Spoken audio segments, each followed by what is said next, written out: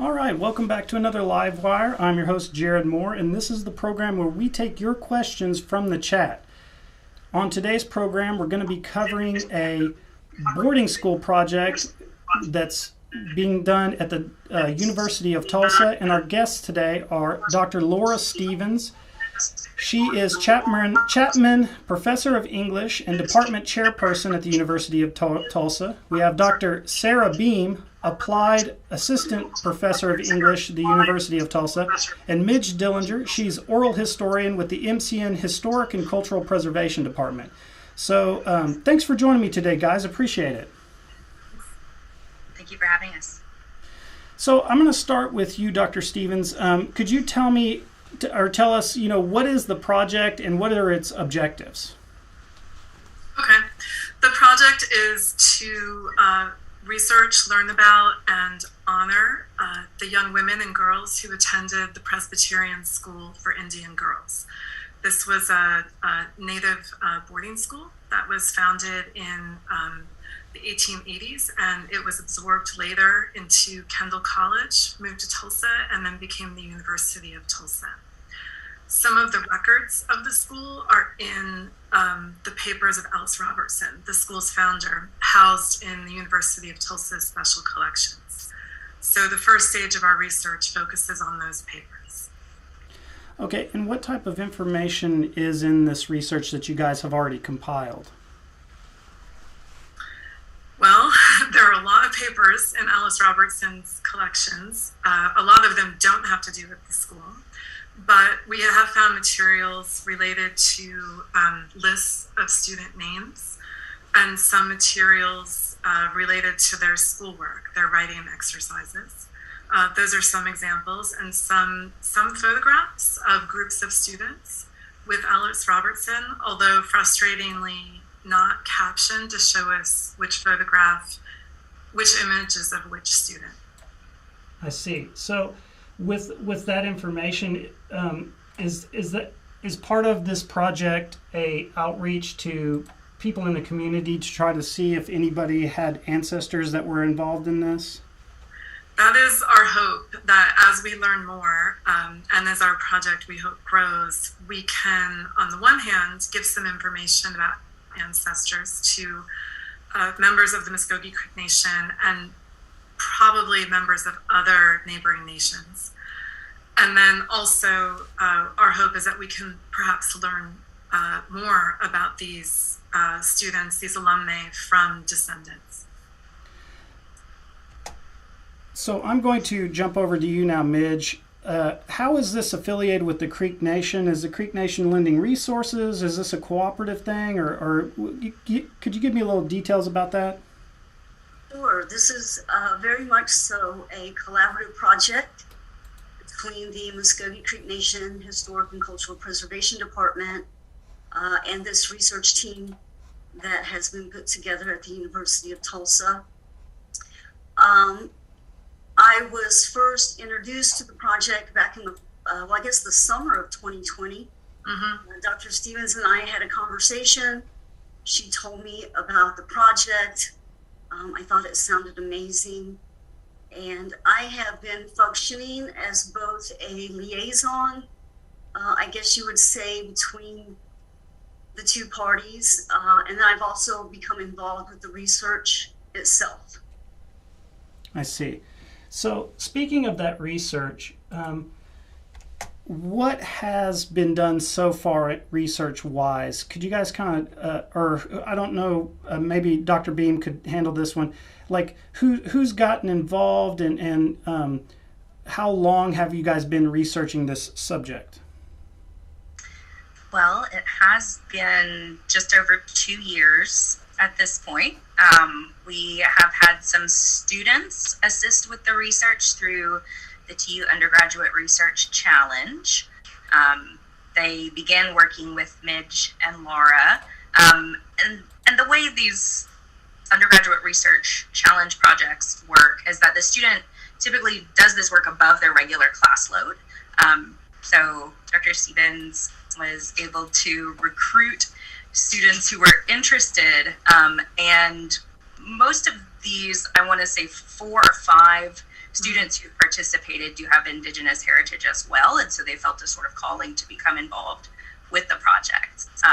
So what the research looks and feels like is we visit the tower, we call it, the 5th floor of McFarland, or the 4th floor, depending on where things are stored.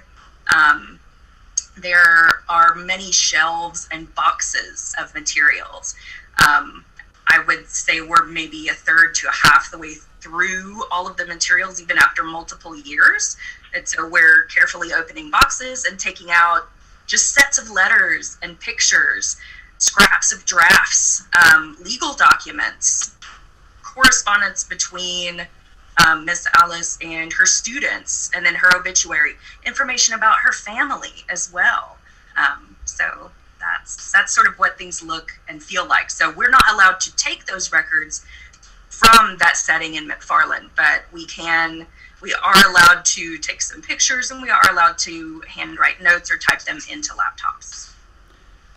Great. So this is a question that has come up to me, you know, because and for the audience too, if you guys have any questions, pop them into the chat. And there's also going to be a longer form written piece that's going to be posted on the Mvskoke Media website and in the Muskogee Nation News, the newspaper. So if you subscribe to the paper, there's going to be we've done a lot of interviews with some of the students involved in the project. This is going to be more fleshed out there.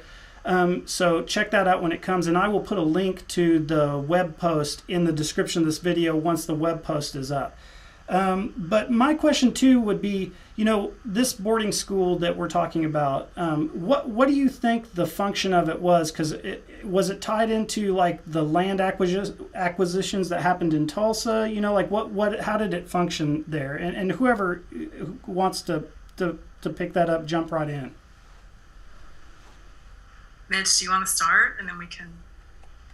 Well, I mean, as far as the function of the school itself, again, this school was, it was really started by members of the First Presbyterian Church there in Muskogee Indian Territory. That church was founded in 1875, and very quickly the members there felt like they needed a school. And so they proceeded with that. And so the school the church really started having a school in 1876. But it was in 1882 that the church members decided that they wanted to create an Indigenous girls boarding school. And so they, with the approval of the Women's Executive Committee of the Presbyterian Home Mission, Board of Home Missions, they did that. And the school kind of floundered for the first, 3 years. And then in 1885, Alice Robertson comes in, and she takes charge of the school, which she did until the school closed in 1894. But, a lot of people may not know anything about Alice Robertson or the Robertson family. This was a multi-generational family of Presbyterian missionaries who spent their lives here in Indian Territory and in the Muskogee Nation, working with Muskogee people, working with our leadership, teaching in these mission schools. And so, that really, at the foundation, of course, of these Indigenous boarding schools was, evangelizing through education. And also, you have the assimilation of Indigenous children through this process as well. And so the boarding school, would it be fair to say that was the main objective, is the assimilation? And then I know when we were just talking about it previously that there was kind of like the implication that maybe since this was an all-girls boarding school, that this was like a situation where it's like these are kind of like a preparatory school for these girls to get intermarried with people who are trying to get access to the land. Would that be safe to say, or am I overstepping anything? I would start by saying saying we're still learning the facts. Okay. And so I would say that the first thing to say from the outset is it goes without saying that this educational project, like most efforts by white missionaries to educate Native peoples, is part and parcel of settler colonialism. So that is always there in the backdrop. Mm-hmm. As for the motivations of individual missionaries, we're not yet, I would hesitate to say anything at this point. I see. I do think this particular school was part of a network of schools. There were teachers being exchanged and sent between different schools, including Carlisle School in Pennsylvania, which is a very famous one. Mm-hmm. And this was part of a larger project, definitely of so-called civilization and assimilation. So also we spoke earlier about some of the images that were collected in this research, and I know, Midge, you had some images you wanted to share with us while we were in this Zoom meeting. Do you want to? Is it okay? Should we go to that now? All right, great, awesome. Let me pop this up. Yeah, sorry, that was kind of rocky, but so what are we looking at? What images are we looking at here, Midge? And look, this is different for me. I'm not really sure, what you guys exactly what you're seeing, but what I just we're seeing your desktop, and I think if you double click on that image, it'll go full screen. I'm not for sure. Yeah, let me move us out of the way here. Yeah, so this is a picture of the Presbyterian School. It's still very small though, Midge. Could you full screen the image? Oh wait, hold on. Yes, I can. And while we're working this out, audience too, if you guys have any questions about this topic, or if you think that you maybe had a relative that was at this boarding school, pop into the chat, ask your question, make your statement. Let's just keep it civil and follow our community guidelines, and everything's great. I don't see any questions yet, but this is a very interesting topic. So. Okay, so this first picture is the same picture that I have in my background. It's still small though. We on what I'm seeing is still small, Midge. That's as big as I can get it right there. Like, it's filling my screen. Maybe you need to drag it to a separate part of your desktop or something, or because what I'm seeing right now is your browser with all of the images in the browser. Oh, you're seeing that? Yeah. Let me come back out. So what? Well, look, I can talk about. Can you see the picture behind me? Yes, we can. that might be. Right, it's the same picture. This picture was taken in 1888, and so Alice Robertson would have been at the school for about 3 years at this point. And what you see in this picture is, I'll kind of lean over because right in the middle is the church itself, the small building. You can see the steeple a little bit there. And then on each side of the church are the two dormitories. To the left side, and I'm going to say the White House, that's Stoddard Hall. I believe that was built in 1887. And on the other side is the Minerva House. And those were both dormitories for the girls. I see. So this picture is, again, from 1888. Maybe I've got some of these pictures. Hold on. Maybe it'd be better if I do it like this. So let me try to do this different. So while we're trying to work out the technical difficulties with the pictures, what's the future for this project? I know we had spoken that is there going to be a website where you guys are going to try to get public comment? We should fairly soon have a pretty basic website up within the University of Tulsa's website. And so we'll just start with the basic information page.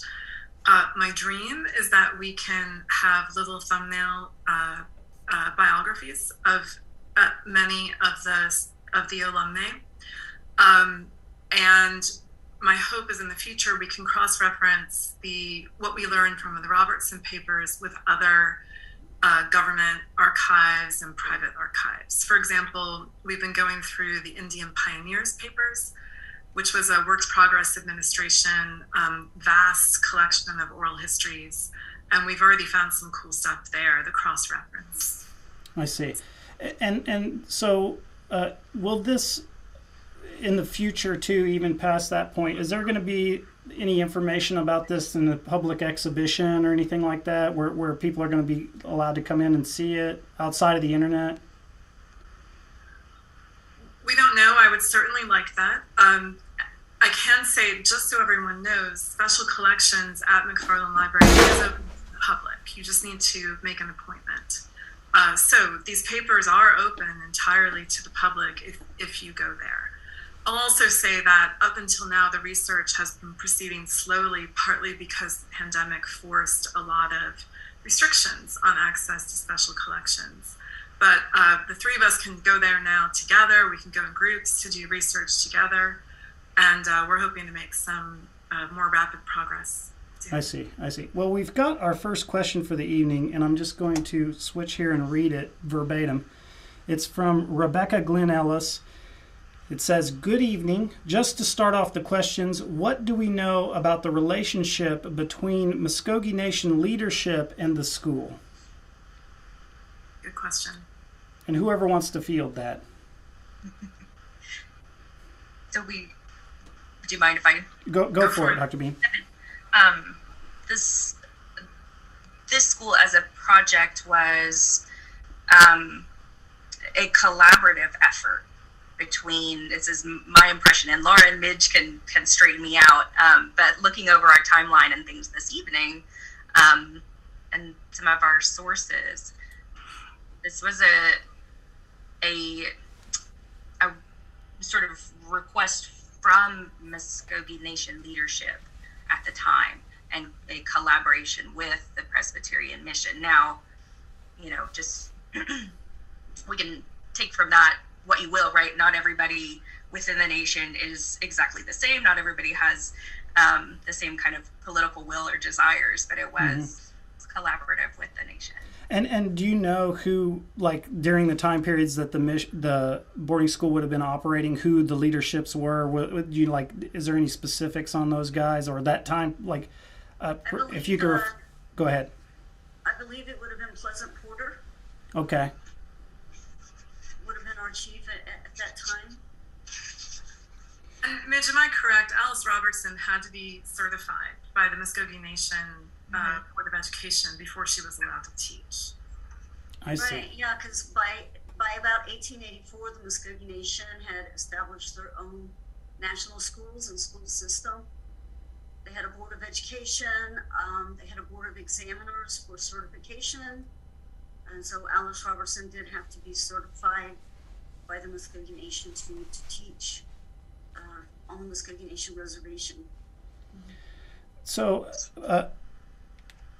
after the boarding school, I don't know if we've talked about the transition from the boarding school and the different entities to the Tulsa University, like that gap. So could you guys talk a little bit about that history part?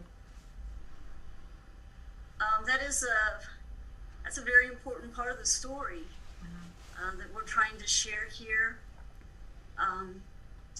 And so, what happens is, so Alice Robertson is, in charge of the Presbyterian School for Indian girls. She turns things around for that school and makes it really, from what we've learned, a successful school. It was attended predominantly by Muskogee young girls, girls and young women. And in 1894, some things changed, and there was a gentleman within the Presbyterian Church, a missionary, who really felt like there needed to be a Presbyterian college, and he wanted that college to be in Muskogee because there was already a Methodist and a Baptist college in Muskogee. And so as I've read the history, the guy kind of took it upon himself to make sure that, that this happened. And so, from my perception, my understanding, It's almost as if the Presbyterian School for Indian Girls was kind of just yanked out from under Alice Robertson, so that this college could be, Henry Kendall College, could be created. Mm-hmm. And so when I read things like that, I think about the impact that had on the Indigenous families who were sending their children to this school to receive, the education that they wanted them to receive. So that happened in 1894. And then by 1907, the Presbyterian Church, as a whole here in Oklahoma, really was starting to, their mindset was starting to move away from education for Indigenous children. And they were really focused on, by that time, Oklahoma University was established, and they were really focusing their efforts and their monies on Oklahoma University. And so it was in 1907 that Henry Kendall College was sold, and the school really, it moved to Tulsa. At that time, you had a lot of wealthy oilmen who were members of the Presbyterian Church here in Tulsa, which was the first church established here in downtown Tulsa. And so they did what they needed to do. They wanted a college here in Tulsa, and so Henry Kendall College moved. And so again, the Indigenous students who are attending this school in Muskogee, in essence, have their school taken away from them. Again, this is from my Indigenous perspective. Right.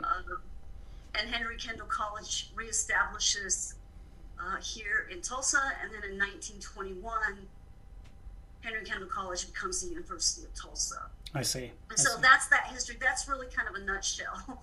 Gotcha. Of that history. A lot more was going on. Yeah, obviously. Well, I mean, there sounds like a lot of possible intrigue. But we've had our second question tonight. I'm going to read it. It's from Alyssa Myrick, and forgive me if I mispronounce that. But the question is, I know research is still being gathered on the identities of the girls who attended this school, but do we know the range of ages of the girls who attended? And again, whoever wants to field that question, Dr. Stevens or Dr. Beam or Midge.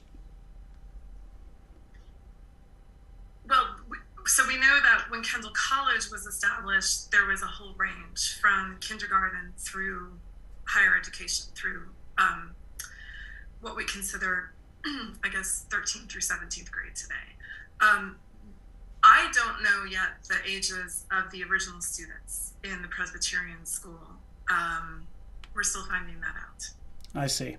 Well, we're getting close but to... You can see from the photographs, you can get a little glimpse of the range. I mean, right. If you look at the photograph behind Midge, they range quite a bit.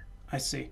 So I just wanted to mention that we are getting close to the allotted time for the program, and I know you guys wanted to mention some of the students that give shout outs to anybody that worked on the project that couldn't be here today. So I was going to give you guys some time to do that and mention anything that maybe we haven't covered yet before we wrap up. And whoever wants to, Miss Dr. Beam, if you wanted to. Sure, I can mention a few. I know most recently we worked with Lizzie Bailey, Nevin Subramanian, and I'm gonna blank.